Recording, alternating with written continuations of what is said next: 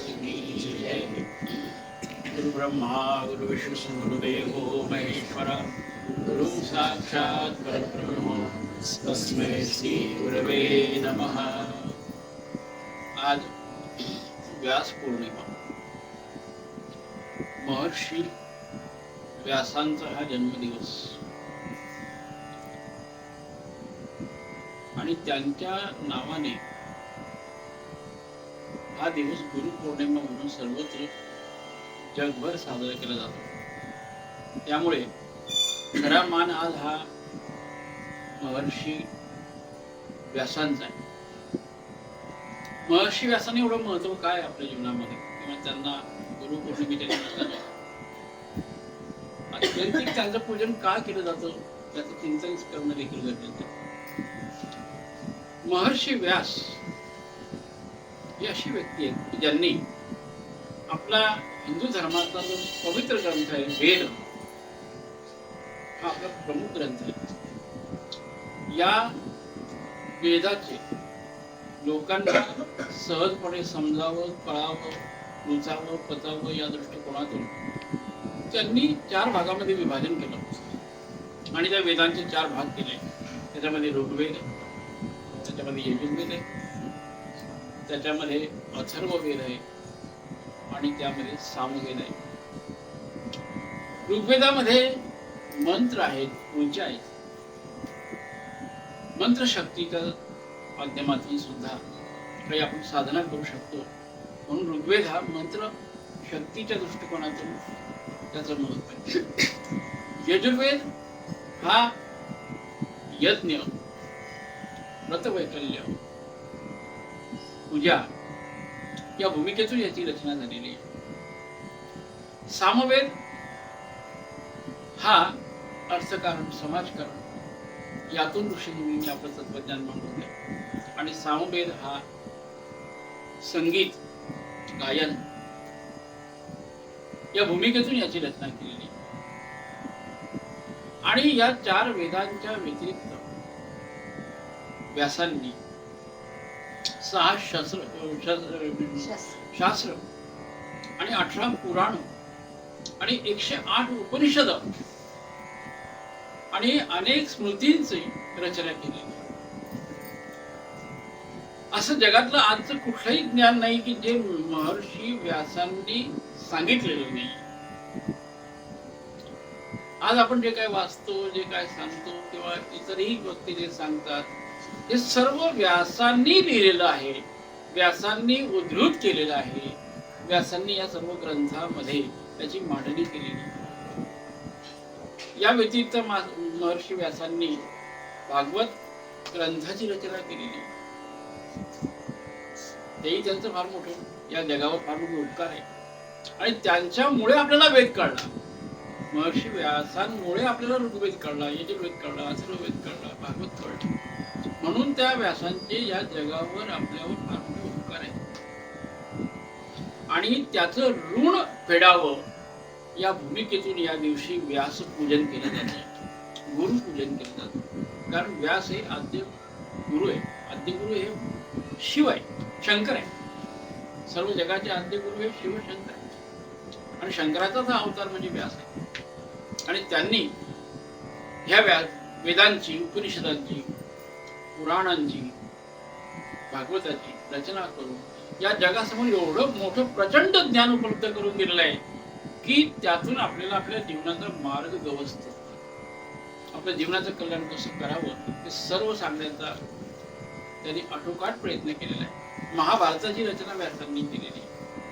जे महाभारत गणेशांनी लिहिलं, व्यासांनी सांगितलं आणि गणेश स्वतः प्रत्यक्ष गणपतीने लिहिलं.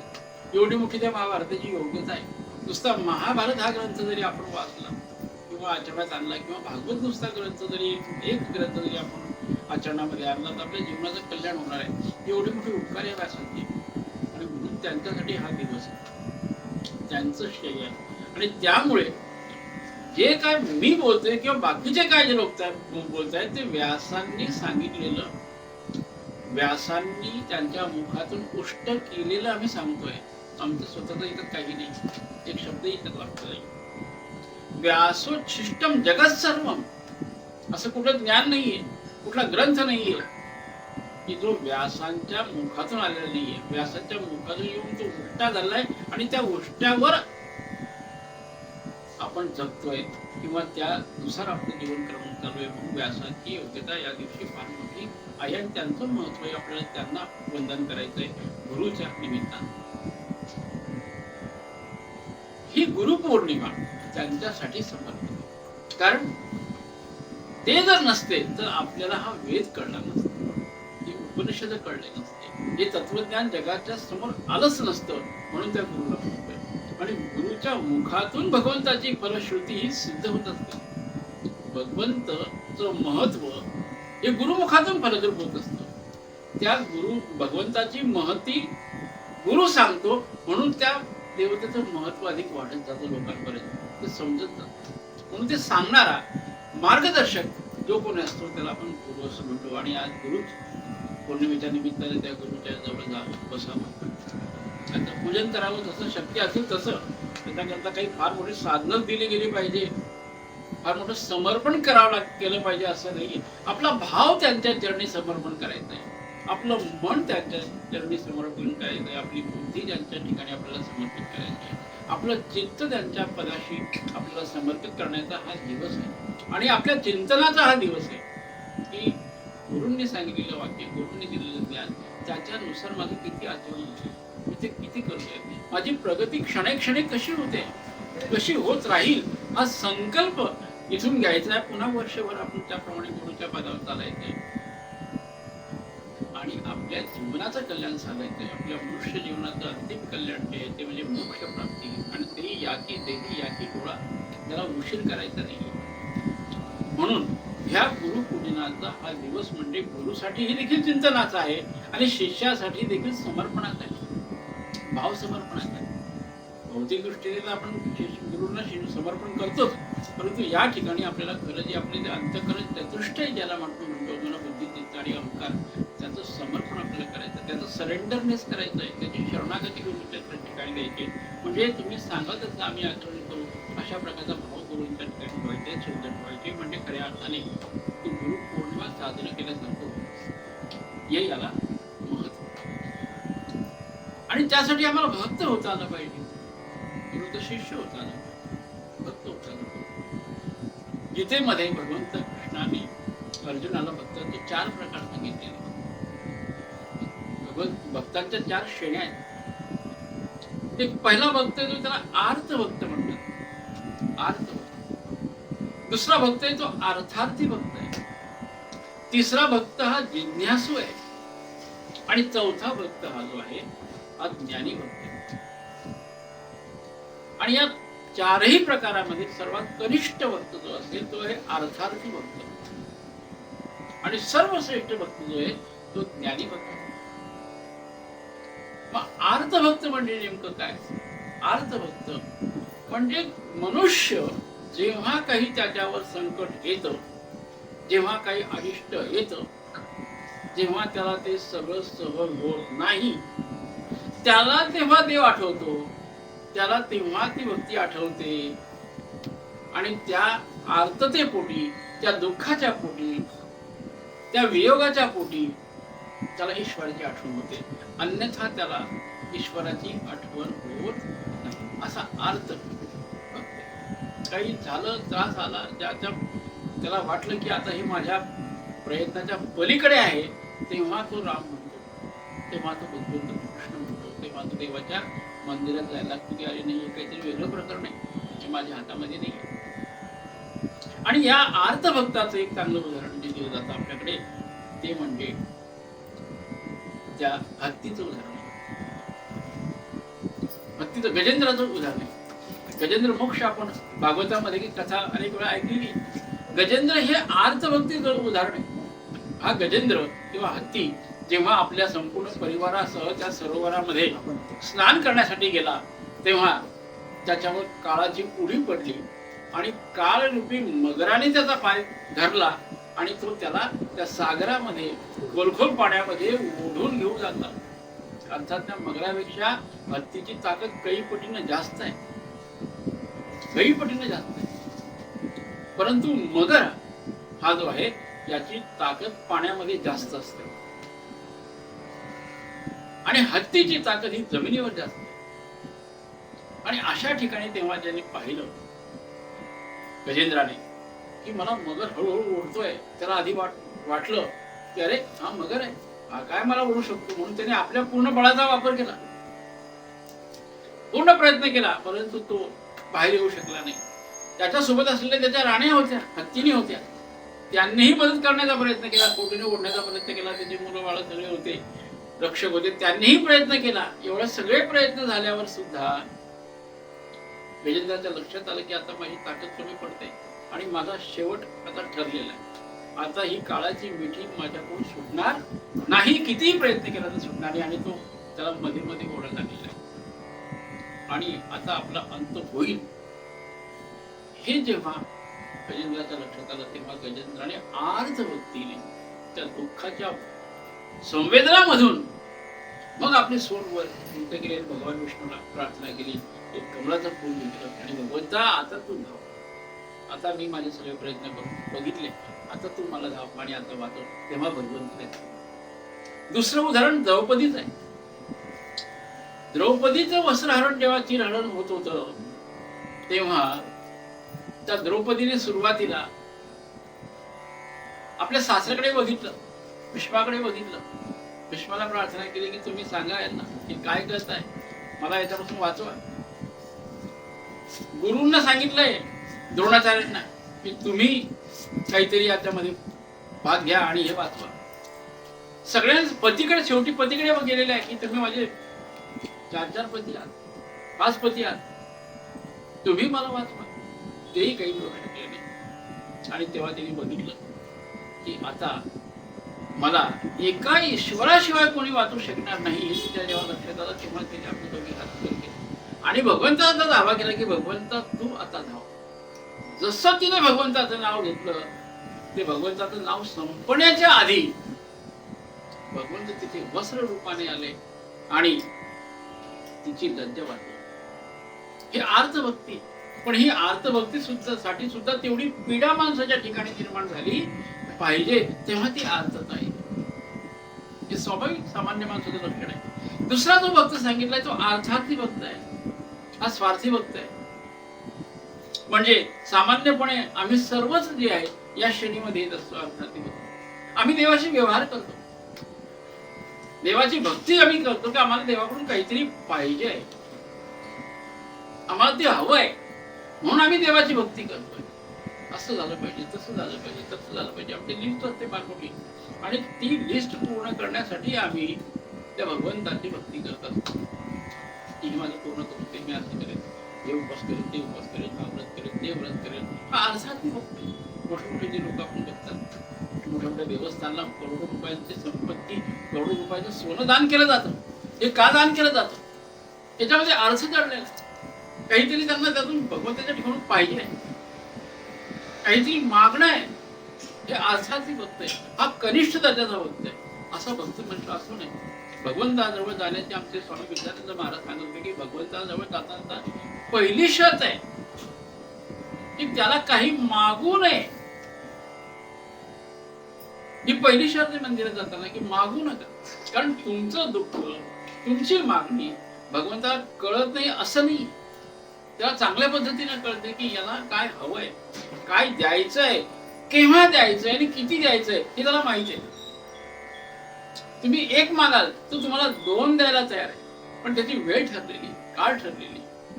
म्हणून मागणी नसावी हे पहिलं सूत्र आहे त्याच्यामध्ये. हा अर्थार्थी भक्त आहे. तिसरा जो भक्त हा थोडा श्रेष्ठ भक्त आहे, हा जिज्ञासू भक्त आहे. जिज्ञासू भक्त असा अर्थ आहे की त्याला काहीतरी भगवंताविषयी, आपल्या जीवनाविषयी, मानव जीवनाविषयी काहीतरी जाणून घ्यायचंय. जिज्ञासा त्याच्यामध्ये, क्युरिओसिटी त्याच्या ठिकाणी. त्याला काही नकोय, दुसरं काही. त्याला पैसा नकोय, त्याला ऐश्वर्य नकोय, त्याला भोग नकोय, त्याला लाभ नकोय, त्याला मान नकोय, त्याला सन्मान नकोय, त्याला पद नकोय, त्याला प्रतिष्ठा नकोय. पण त्याला भगवंताविषयी जाणून घ्यायचं की माझं जीवन म्हणजे नेमकं काय, भगवंत म्हणजे नेमका काय, तो कसा मिळवला जातो, कुठल्या पद्धतीने मिळवला जातो, त्याचं स्वरूप नेमकं कसं आहे ते इच्छा मनात घेऊन त्या गुरुकडे जात असतो की मला भगवंताला जाणून घ्यायचंय, मला माझं स्वतःच अस्तित्व जे आहे, मानव अस्तित्व, ते जाणून घ्यायचंय, ही जिज्ञासा आहे त्याच्यामध्ये. आणि त्याचं उत्तम उदाहरण म्हणजे नचिकेत. नचिकेताची कथा तुम्ही ऐकली असेल, कठोपनिषदामध्ये ही कथा आलेली. त्याचे वडील वाजश्रवा नावाचे ऋषी होते नचिकेताचे, आणि त्यांनी आपल्या राज्यामध्ये फार मोठा यज्ञ केला, समारंभ केला, अनेक ब्राह्मणांना बोलवलं, ऋषी मुनींना, संतांना बोलवलं त्या यज्ञासाठी. आणि त्या यज्ञाची सांगता झाल्यानंतर दान देण्याची प्रथा असते. काहीतरी दान दिल्याशिवाय तो यज्ञ संपन्न होत नाही. ब्राह्मणांना, संतांना, ऋषींना, मुनींना, गुरूंना काही द्यावं, त्याशिवाय ते होत नाही. म्हणून या वाजश्रवाने आपल्या राज्यामध्ये असलेल्या ज्या गायी आहे, आणि त्या गायीमध्ये सुद्धा ज्या गायी भाकड होत्या, ज्या गायी म्हाताऱ्या होत्या, ज्या गायी आता व्यावू शकत नाही, त्यांना वासरू होऊ शकणार नाही, त्यांना दूध दिलं ते देऊ शकणार नाही, अशा भाकड गायी याने दान द्यायला सुरुवात केली त्या ऋषींना, मुनींना. आणि हे नचिकेताने बघितलं. नचिकेताच्या लक्षात आलं की आपल्या बाबांनी बरोबर ठराविक गायीच दान दिलेले, ज्या निरुपयोगी होत्या त्या गायी आमच्या वडील आम्हाला, त्या ब्राह्मणांना त्यांना दान देतात.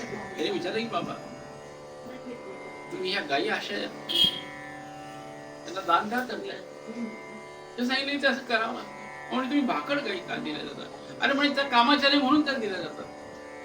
त्यांनी सहज प्रश्न विचारला नचिकेताने की तुम्ही तुमच्यातल्या गायी त्यांना दिल्या, मी तुमचा मुलगा आहे, तुम्ही मला कोणाला दान देणार? असा सहज प्रश्न वाजश्रवाला विचारला.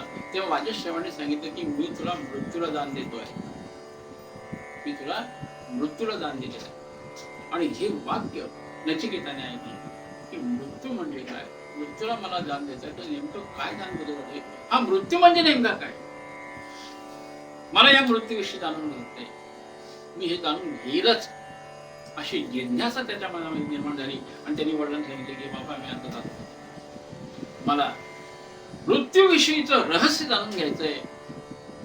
त्यांनी सांगितलं वाजश्रवाने की तुला हे यमाकडे जावं लागेल, यमराजाकडे जावं लागेल, यमराजाच तुला हे मृत्यूचं रहस्य सांगू शकतात. आणि त्याच्या मनात जिज्ञासा निर्माण झाली की मी हे जाणून घेणार, कुठल्याही परिस्थितीत मी जाणून घेणार, मला बाकी काही नको.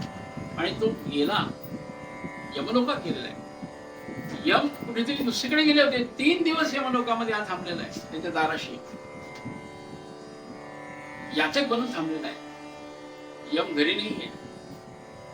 3ऱ्या दिवसानंतर यम परत आलेले आणि त्या दरबारने त्यांना सांगितलं की एक मुलगा आपल्या दरवाजावर तो 3 दिवस झाले बसला आणि तो सारखं तुम्हाला भेटायचंय असं म्हणून तो विचारतोय.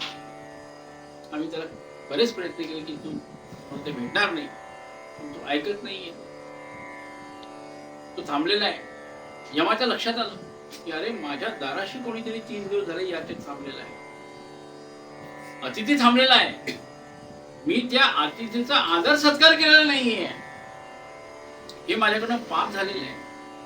तो धावत पळत तिथे आलाय नचिकेताजवळ आणि सांगितलं बाळा, अरे तू 3 दिवस झाले माझ्या दाराशी बसलेला आहे, याचक बनून बसलाय, तू खाल्लं पिलंस की नाही, तुझी काही इथे व्यवस्था झाली का नाही, तू मला माफ कर, मी तुला 3 दिवस झाले इथे याचक बनून बसायला लावायला मी भाग पडलो. हा माझा अतिथी धर्म होता की आपल्या दाराशी जो कोणी येईल त्याचं आपण आदरातिथ्य केलं पाहिजे. जर ते आपण केलं नाही तर यमाने सांगितलं नचिकेताला की मी पहिल्या दिवशी तुमचं आदरातिथ्य केलं नाही, त्या दिवशी माझं सगळं पुण्य नष्ट होतं. दुसऱ्या दिवशी तुम्ही माझ्या दाराशी असलेल्या मी तुमच्याकडे लक्ष दिलं नाही, माझ्या वडिलांनी केलेलं पुण्य नष्ट झालं. आणि 3ऱ्या दिवशी जे तुम्हाला वाट बघावी लागली त्याच्याने माझ्या मागच्या पिढीतल्या सगळ्या लोकांचे जे स्वर्ग लोकात लोक आहेत, माझे पूर्वज आहेत, त्यांचं सगळं पुण्य नष्ट झालेलं आहे, आता ते अधःपतनाला जातील. म्हणून तू पहिल्यांदा मला क्षमा कर, त्याचं आदरातिथ्य केलेलं आहे. आणि मग त्या दिवशी तो आता इथे का आलाय, तिथं लहान मुलगा आहे, त्यांनी सांगितलं की मला या मृत्यूविषयी मला रहस्य जाणून घ्यायचंय. तो म्हणलं तू लहान आहे, अरे मृत्यू म्हणजे काय सामान्य गोष्ट आहे का, तुला ती सांगावी, तुला ती कळणार पण नाही. नाही नाही तुम्ही मला सांगितलंच पाहिजे. तरी बरंच त्याला तुला तू म्हणला की तुला काय पाहिजे, मी तुला मृत्युंजय बनवतो, परत तुझं आयुष्य तुला परत करून देईल, तुला चिरंजीवी करतो, ते पाहिजे का? ते सांगितलं नाही नाही, मला मृत्यूचं रहस्य जाणून घ्यायचं, दुसरं काहीच नाही. याला जिज्ञासू भक्त म्हणतात. आणि त्याने ते मृत्यूचं रहस्य अमरत्व जाणून घेतलं की आत्मा हा तुझ्या जवळ आहे आणि तू अमर आहेस. तू तू अमृतस्य पुत्रा, तू अमृताचा पुत्र आहेस. तू इतका कमी समजू नको स्वतःला. तू स्वतःच अमर होऊ शकतो. ती किमया तुझ्या जवळ आहे. ते सगळं जाणून घेतलं. हा जिज्ञासू, हा जिज्ञासू. आणि चौथा भक्त जो आहे याच्यापेक्षा सर्वश्रेष्ठ तो ज्ञानी भक्त आहे. म्हणून आमचे वेद उपनिषद धर्मग्रंथ सांगतात की तू ज्ञानी हो, तू ज्ञानी हो, ज्ञानी भक्त होऊन राहे. नुसता भक्त असून चालत नाही, त्याच्यावर ज्ञान असलं पाहिजे. ज्ञान रूप असल्यानंतर जी भक्ती केली जाते त्याला ज्ञानोत्तर भक्ती असं म्हणतात. असं ज्ञानदेवांनी ज्ञानेश्वरी सांगून ठेवलंय की ज्ञानोत्तर भक्ती आहे. ज्ञान प्राप्त झाल्यानंतर होणारी भक्ती आणि ज्ञान नसताना केलेली भक्ती यामध्ये फरक आहे. ज्ञानी भक्त होऊन जी भक्ती केली जाते ती सर्वश्रेष्ठ भक्ती मानली जाते. आणि या ज्ञानी भक्ताचं उदाहरण म्हणजे काय? भक्त प्रल्हाद आहे. भक्त प्रल्हाद आहे ज्ञानी भक्ताचं उदाहरण आहे. प्रल्हादला वडिलांनी जेव्हा अनेक प्रकारे त्याचा छळ मांडला, त्याच्यावर अनेक प्रकारचे जीवघेणे प्रकार केले, तेव्हा त्याला वाटलं की मला भगवंताला शोधलं पाहिजे, त्याशिवाय मला भगवंत मिळणार नाही. आणि प्रल्हाद महाराज आले, तिथे नारदांची भेट झाली. नारदांनी सांगितलं की तू भगवंताचं तुला दर्शन हवं असेल तर तू तप कर, ज्ञानी हो. आणि त्याप्रमाणे त्याने तप केलंय आणि भगवंत त्याला प्रसन्न झाले. तेव्हा हा लहान मुलगा होता, 6-7 वर्षाचा भक्त प्रल्हाद. भगवंत प्रकट झाले, हात डोळ्यावर बसला, नमो भगवते वासुदेवाय असं जप चालू होता. भगवंत आले, उभे राहिले, त्याचं आपलं साधना चालू आहे, जप चालू आहे, हा तल्लीन झालाय ध्यानामध्ये. भगवंताला वाटलं की आता याला, अरे माझ्या दर्शनाकरता ऋषी मुनी तडपत राहतात, माझी वाट बघत राहतात, मी इथे येऊन या भक्तासाठी आलोय, हा भक्त डोळे उघडत नाही आणि मला बघत नाही. भगवंताला आश्चर्य वाटलं की असा कसा भक्त. म्हणून भगवंताने आपल्या हातातला पंचजन्य शंख त्याच्या गालाला लावलेला आहे. आणि जसा त्याच्या गालाला तो शंख लावला तसा हा भानावर आलेला आहे. आणि त्याने बघितलं की ते भगवंताचं चतुर्भुज रूप जे आहे, विष्णू, एका हातामध्ये गदा आहे, शंख आहे, चक्र आहे, पद्म आहे आणि फूल आहे. असं चतुर्भुज रूप बघितल्यानंतर याने नमस्कार केलाय आणि वर बघितलंय देवाकडे, देव असलेले आहे. देवाने सांगितले की सांग तुला काय पाहिजे, कशा करता. त्यांनी सांगितलं की मला तुला राज्य पाहिजे का? म्हणलं नाही, मला राज्य नको आहे, मला राज्य नको आहे, मला संपदा नको आहे, मला धनसंपत्ती नको आहे, मला ऐश्वर्य नको आहे, मला भोग नको आहे. ते तर आहेच माझ्या वडिलांनी, मला नको आहे. मला तुम्ही पाहिजे, मला तुमची भक्ती पाहिजे, तुमची भक्ती अखंडित माझ्या हृदयामध्ये राहिली पाहिजे, मला भगवंत पाहिजे, तेच मला पाहिजे, मला दुसरं काहीच मागायचं नाही. हा ज्ञानी भक्त आहे. कारण त्याला माहित होतं की भगवंत मला मिळाला की बाकीच्या काय गोष्टी. राजाची कांता काय भीक मागे. ओ राजाची बायको जी आहे तिला बाकीच्या गोष्टीची चिंता काय, ती राणी आहे, तिला हवं ती मिळू शकतं. तसं भगवंत जर मला प्राप्त झाला आणि मी भगवंताची पत्नी होऊ शकली तर मला काय कमी राहणार, मला काहीच कमी होऊ शकत नाही. म्हणून भगवंत मला पाहिजे असं भक्त प्रल्हादाने सांगितलं. आणि आणखी एक माग म्हणले काही, ते म्हणले माझ्या वडिलांकडून जे अपराध झाले असते ते क्षमा करा. त्यांना कळत नाहीये, त्यांनी अज्ञानातून हे सगळं केलंय, त्यांना क्षमा करा. आणि भगवंत त्यांनी प्राप्त करून घ्या भक्त प्रल्हादाने. अशीच परिस्थिती ध्रुवाची सुद्धा होती. ध्रुवाने सुद्धा अशाच पद्धतीने तप केलंय. हे ज्ञानी भक्त आहे, याला दुसरं काही नकोय, भौतिकातलं काही नकोय. तर अशा प्रकारचा ज्ञानी भक्त जो असतो, ज्याला केवळ आणि केवळ भगवंत पाहिजे, त्याच्याकरता सगळ्या गोष्टी अनुकूल असतात, त्याला काही बघावं लागत नाही. भगवंताने सांगितलंय की एकदा काय मी तुम्हाला अभिवचन दिलंय की तुमचा सर्व योगक्षेम वहाम्यहम असं म्हटलेलं आहे गीतेमध्ये. तुमचा योगक्षेम मी चालवणार आहे. ही सगळी गॅरंटी आम्हाला असताना आम्ही उगाच काहीतरी भगवंताने छोट्या छोट्या गोष्टी मागून त्याला आपल्या नौकर समजतो, सेवक समजतो असं करू नये.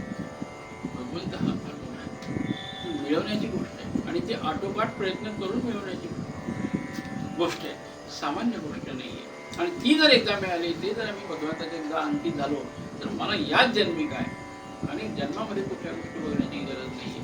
कारण पुढचं सगळं कार्य जे असतं माझं, ती साधना असते ती ईश्वरच स्वतः करून घेतो, ईश्वरच स्वतः करून घेतो. हे ईश्वराचं अभिवचन आहे. तर असा भक्त मला जगी, असा ज्ञानी भक्त होऊन राहील असा भक्त मला जर होता आलं, असं भक्ती करून, ज्ञानाने भक्ती करून मला गुरुपणी भक्ती करता आली तर माझ्या जीवनाचं कल्याण होईल. असं कल्याण आपल्या सर्वांचं व्हावं. आमचा हळूहळू स्तर अर्थभक्ती करून, अर्थाची भक्ती करून सुद्धा आमचा जो उत्तर आहे तो जिज्ञासू भक्ताकडे आला पाहिजे. आम्हाला जिज्ञासा असते, क्युरियोसिटी असते जाणून घेण्याची, आणि ते जाणून घेतलं पाहिजे. मनुष्य जन्म त्यासाठीच आहे. हे पशुपक्ष्यांसाठी जिज्ञासू प्रकार नाही आहे. पशुपक्ष्यांना काही जाणून घ्यायचे नाहीच आहे. हे फक्त मानवालाच शक्य आहे आणि मानवानेच ते केलं पाहिजे. म्हणून हे मानवाकडे सांगितलं की असा भक्ता, पशुपक्ष्यांना ज्ञान नाही, थोडंफार ज्ञान असतं त्यांना खाण्यापिण्याच्या गोष्टीमध्ये, पण त्याच्या पुढचं त्यांना उद्धाराचं ज्ञान काहीच नाही, काहीच ज्ञान नाही.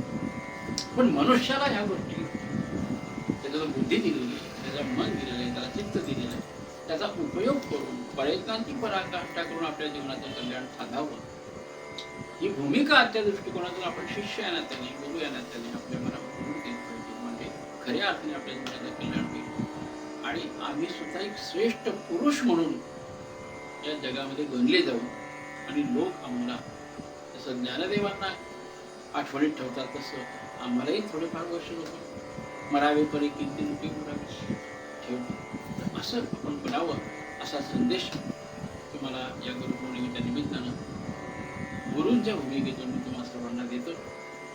तुम्ही आज गुरुपूजन केलं आणि सन्मान दिला त्याबद्दल तुम्हाला सर्वांना धन्यवाद देतो. आणि असेच गुरुप्रणित साधना करत राहा, कारण याला गुरुची फार मोठी परंपरा शिवत द्यायला आपलं तयार आहे. फार मोठी परंपरा आहे, ती वाटच बघते की माझ्याकडे खरा शिष्य आला की मी त्याला सगळं द्यायला तयार आहे, सगळं द्यायला तयार, तो वाट बघतोय. तसंच शिष्य, पात्र शिष्य आपण व्हावं, ही भूमिका आजच्या निमित्तानं आपल्यासमोर मांडतो. आणि झालेली सेवा पुन्हा माझ्या सद्गुरूंच्या चरणी अर्पण करतो. सद्गुरूंना जय हरिओम.